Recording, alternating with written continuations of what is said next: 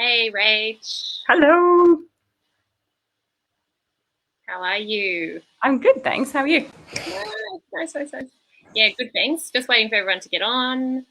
Hello, everyone. Welcome to Life Matters Live. This is the topic where we look inside the therapy room and we bring all the ideas from the therapy room out into the public. Tonight, we're joined by the beautiful Rachel Elton, registered psychologist at Life Matters.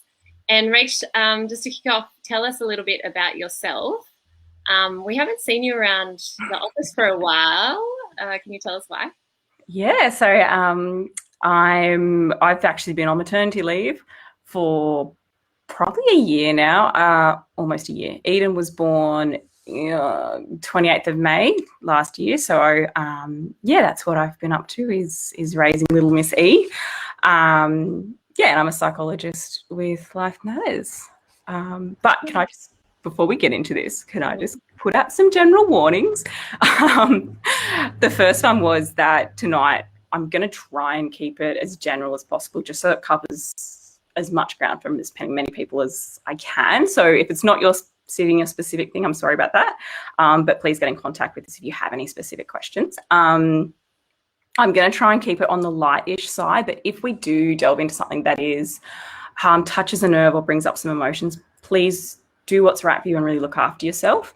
And whether that is talking to someone or even just shutting off this chat and going and having 10 minutes to yourself, I really encourage you to look after yourself. And the third thing is, I think I got like 4 hours sleep last night and they were interrupted. So plus I haven't psychology for like a year. So if I'm a bit incoherent and blabbery, I'm sorry. Oh, Rach. I think we're going to be a great pair tonight because I don't think I've had sleep in 4 years. So I think you and me combined, people actually might learn something. Maybe learn what it's like to be a real mum and the real experience behind being a new mum. So tonight the topic is how to manage a new mum. If anyone has any questions, please shoot them in the chat bar and we'll try and answer them throughout the night. And if we don't answer them straight away, we'll be sure to get back to you as soon as we finish. So, Rach, we're talking about how to manage a new mum. What are some of the common challenges that women face when they've first had a baby? Oh, that's such a big question. And there's so many different things that people face and everyone is different. So everyone might have their own different challenges. I think, it's really good to think about all the different things that have happened to you to get you to this point. So there may have been challenges even before you become a new mum. So getting to the point of being pregnant or what you go through in your birth journey. Often that we have this idea of how we would like things to go and what we want to happen. And sometimes all choice and control is taken completely out of our hands. Our body is taken out of our hands and we just have to kind of get through that experience of birth. And that can be super distressing. And then you kind of go home with this small baby and like, oh my God, what do I do with this thing? Especially if you've never had an experience with kids before, it can be really, I guess one of the big challenges is it's a huge adjustment. And then going on from that, once you've got the kid home, then the thoughts might come up or the feelings might come up of, oh my goodness, is he okay? Is he breathing? Is he feeding? So all these questions start to come up, which are in some circumstances are completely normal. And of course you've got to have questions because you've never done this before. But also you're, trying to figure out how to navigate this new world with this little tiny being who has also never been in this world before, who has also never felt hunger before or cold, and they've always been held. So they're completely reliant on you to keep them alive, which is kind of terrifying. Goodness me. So that's just the experience challenges. And then there's bigger challenges like isolation, COVID, how you and your partner adjust to this massive thing that's just happened to you. So yeah, I think there's certainly a lot of challenges that can come up for people. And it's a lot to ask of someone to become a new parent. Yeah, totally. I hope that answers that, and I'm going to try and keep it short. I think you just expose the truth where it's not just, going into the birth or, what happens when they give you the baby. It's this, as I understand what you're saying, the before, the during, the actual having the baby, and then all the stuff that comes when you come home. Yeah, interesting. So one of the major challenges, so as I was saying, I haven't slept for 4 years. I'm so tired. Will I ever not be tired again? Nah, this is it now. You're just tired forever. Sorry. Yeah, I think it will come and it will go. Where to start with this one, I think it kind of, again, goes back to the journey that gets people to being a new mum is, you're pregnant for, 10 months.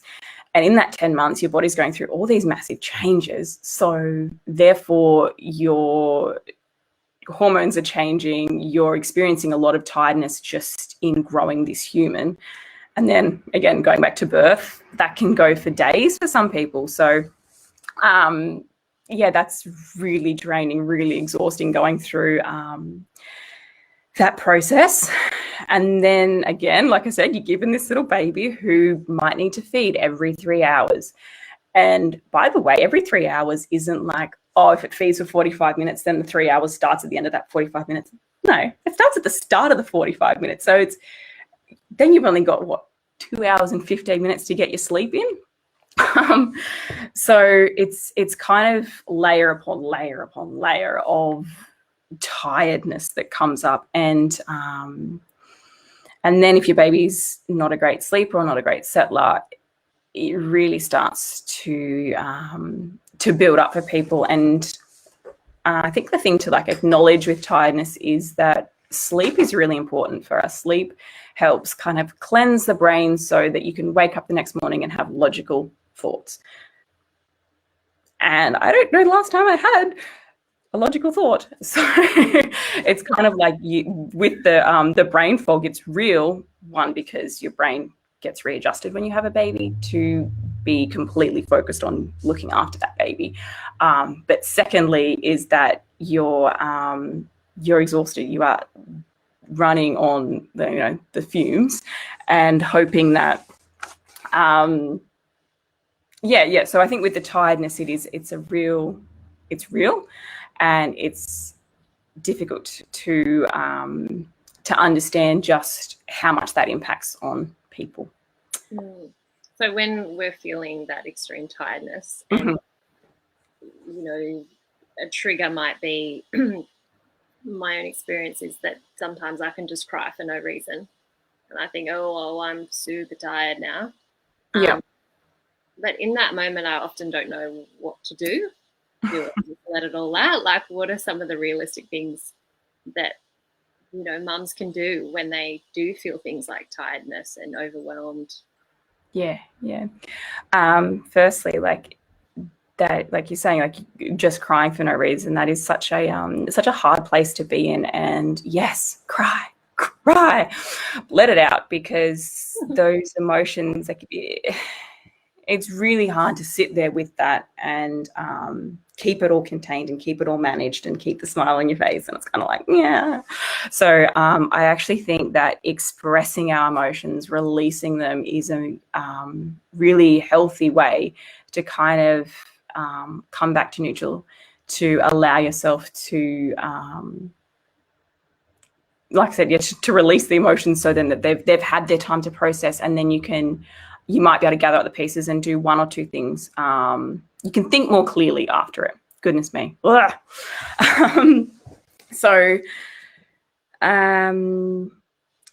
what about self-care?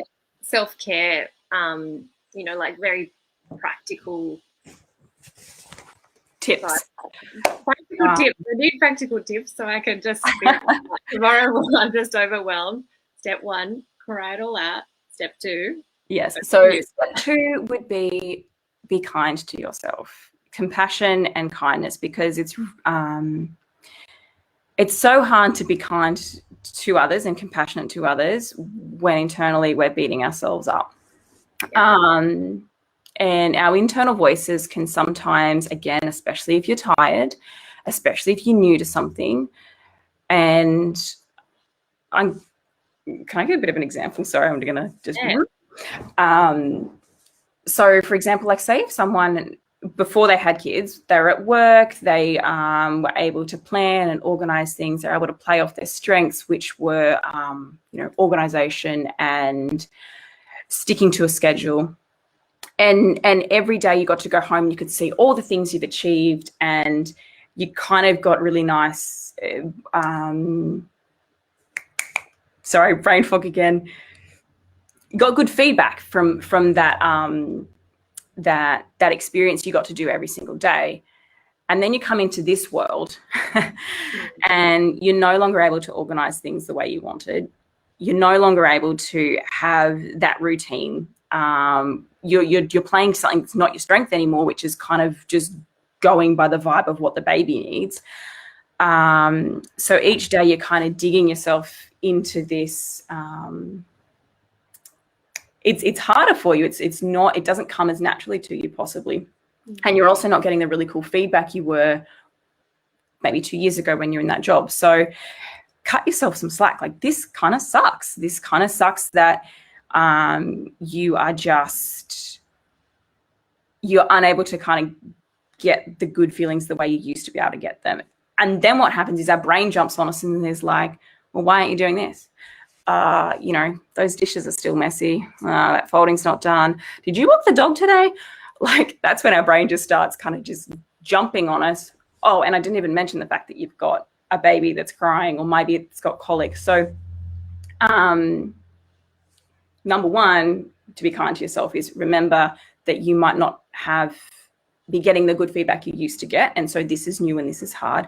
Number two, there's a lot more responsibility on you now that's different to the way it used to be. The other thing with responsibility is that when you're entering into a relationship with someone, that someone, you kind of usually have a bit of time to get to know each other and figure each other out and kind of navigate that relationship. When it's with a new baby, it's really kind of interesting because you are still trying to navigate, you are trying to figure things out, but they are completely reliant on you for their feeding,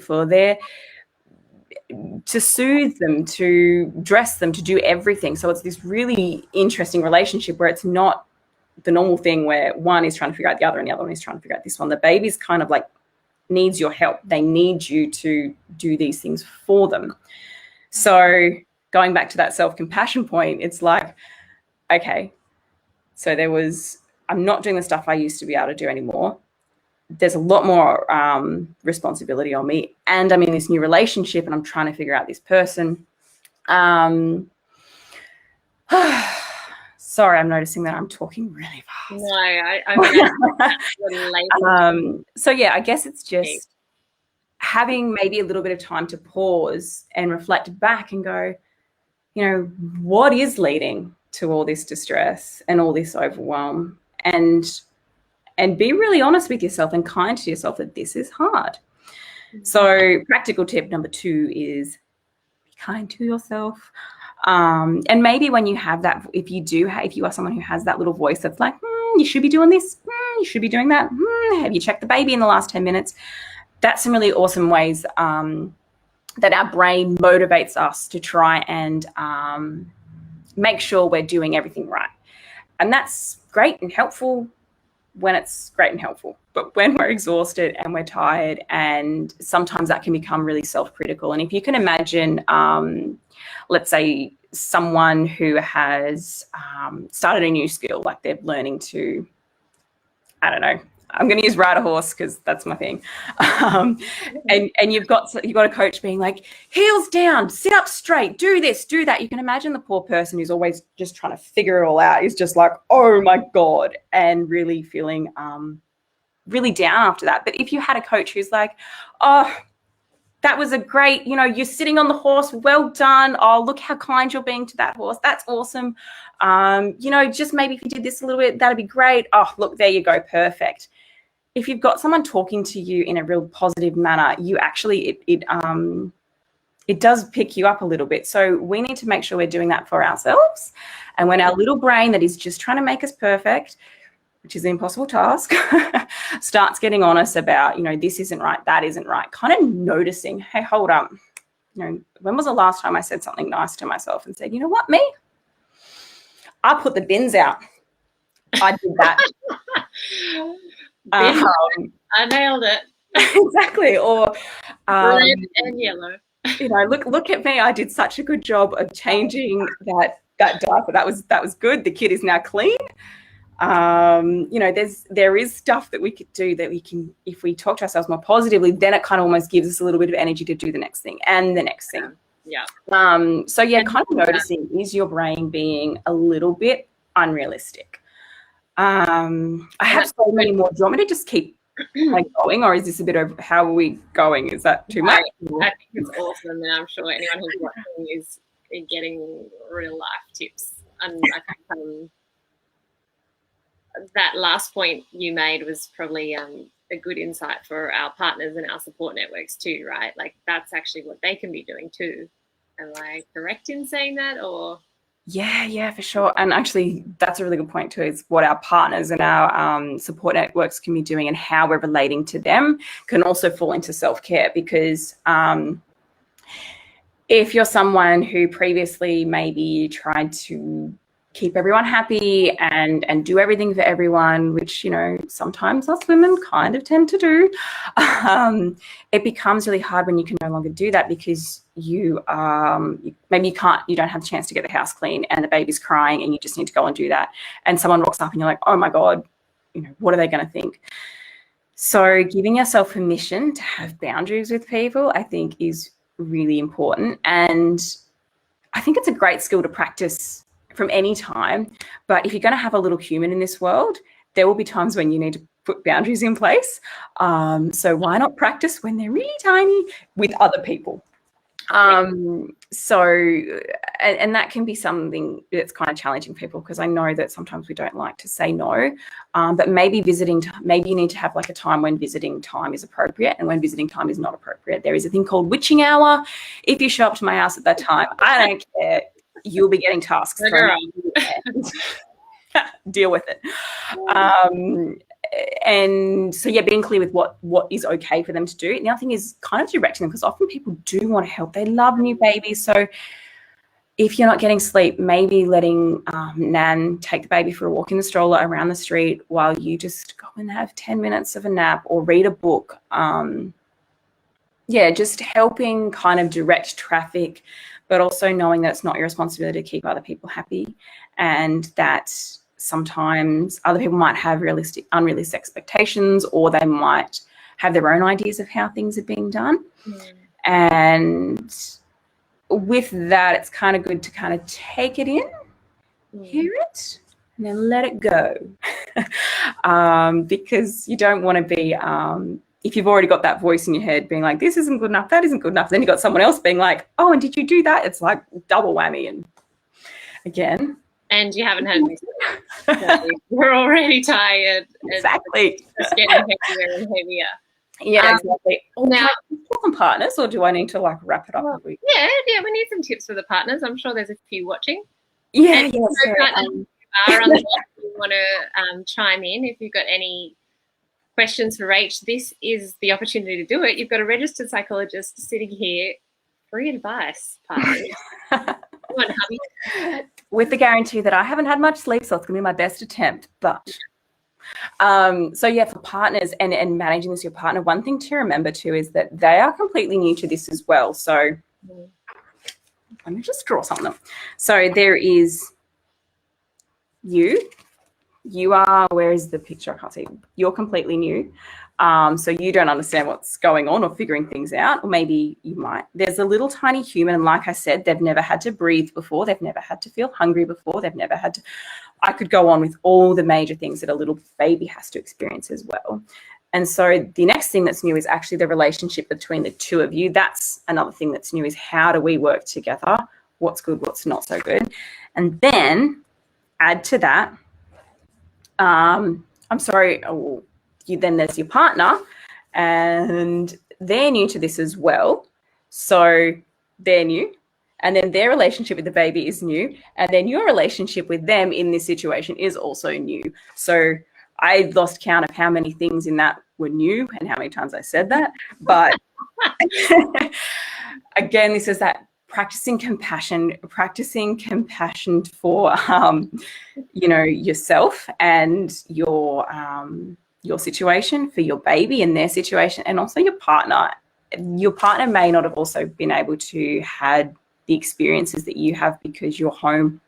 If you are staying home with the bub, you have more history with that kid, so you kind of maybe have some routines, some things you do in a particular way, and your partner may not have learnt those yet, or they might have their completely own style. I think it's really good to encourage dads to be dads and have their own dad style, and sometimes us mums need to just step back and notice when we are hovering, and when that little critical person who's usually being critical to us might start to be critical to them on how they're doing things, because they're new to this as well, and they need to practice things and make their own mistakes. So letting dads be dads and do it their way, but also having practicing your communication with that person as well, because if something really isn't okay and you guys do need to have a discussion, and maybe when they're babies it's not so big, but as they get older there's going to be big choices, big things that might be really important to your values, and so you and your partner might need to practice how do we have this conversation with each other about what we're going to do here. And doing it when they're babies is a good idea, because then it's a little bit easier. Hopefully, if you've got some little wins of communication under your belt when they're little, then it might make it a bit easier as they get older and the challenges get more intense.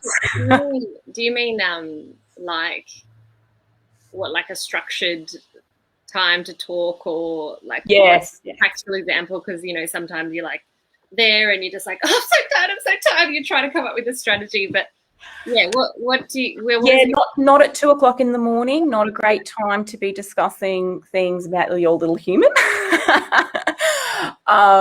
So yes, I think maybe if something ruffles your feathers and you notice that's coming up for you, just rather than acting on that in that moment, just kind of noticing it, pausing it, and coming back to it when maybe baby's asleep and you guys have 5 minutes to just chat. Having a cup of tea and going, okay, so this is the situation, how are we going to work through it? I mean, I could do a whole talk on communication and how best to communicate, but definitely trying to use I language. So what that means is I'm feeling a little bit overwhelmed in the night times, rather than saying, you never help and you never fix their nappies. It's kind of like, oh, Jesus. They're probably not going to be that receptive to that. And then that, again, you're both tired. So it might turn into a unhelpful situation. So trying to approach it with the best intentions, with the intention of resolving the issue, as opposed to, having that argument. So, definitely finding time and trying to give them a break and do things with them that isn't related to the baby can sometimes be really helpful. So I feel like there's so much more on partners that I can talk about, but I'm going to pause it for now because I'm noticing the time. Thank you so much. I'm going to just completely digress to a bit more of an intense question. Yes. If I'm experiencing this overwhelm and it's all getting too much, before, during, or after, like what are some of the signs and symptoms when I should go and seek help? Definitely a good question, and love the deep dive. I think for everyone this might be slightly different. So if you start noticing changes and things that are becoming more intense than they previously were, and what I mean by that is whether it's your moods, maybe your moods start to really fluctuate. So you can be getting really angry one moment, the next minute you're in tears, and you're not being able to kind of take that step back and have that positive self-talk. That's certainly something I would probably, kind of just flag that and go, okay, maybe I need to go and talk to someone about this. On the opposite end of the spectrum, some people really experience just numbness, like I'm just numb, I just don't feel anything for the kid, for me, for anything, I just, nah. That is another sign that, hey, maybe we could go and talk to someone. Fluctuations in appetite. So if your body is really wanting lots of food, that can be something that is giving you a warning sign that something's not quite right. Or the opposite again, not eating any food or not feeling hungry at all. But actually, yeah, it's really independent and unique. So if you're noticing signs that aren't quite there and there's things you're not quite able to manage, that's when I would say go and get some help. Just as a resource too, Panda, Panda, they have a website, and they have a little like checklist. So you can actually go through and just do your own little screener for free, and it will tell you kind of where you're sitting if you're interested. And it has partners as well. Okay, that's awesome. We can share some resources as well through our social media after this. Thanks, Rach. That would be excellent. So before we finish up, so can you just summarize for us the top 3 tips for managing being a new mum / parent? Oh God, I feel like I've just rambled on at everyone. But my top tips, the first one is be kind to yourself, be compassionate. You know, like I said a million times, you're new to this. You wouldn't expect yourself to be able to just pick up horse riding like that. So raising a child is a lot harder than that. So be kind to yourself. Then number 2 tip, probably like practicing a bit of awareness or taking a moment to just step back and breathe. Or if breathing's not your thing, then counting to 10. If counting 10's not your thing, I really love tuning into nature. So trying just to listen out for something in nature or see something that is there. So little bits of mindfulness practice. I'm not expecting anyone to sit down and do, 20 minutes of mindfulness, because I know that just doesn't fit into your schedule. But remembering to pause, take stock, focus on what's important, and dive back into it. Yeah. I did have a 3rd tip somewhere, which is, here we go, notes. Oh, yeah. It's okay to let your standards slide. Occasionally. Yeah. Oh, mate, if you should see my house right now, it's bombs with it. Like I said, like if you're not feeling it, don't walk the dog today. Or maybe you choose not to engage with a conversation that's just too much right now. Maybe, don't worry about shaving your legs. It's fine. I'm not going to care.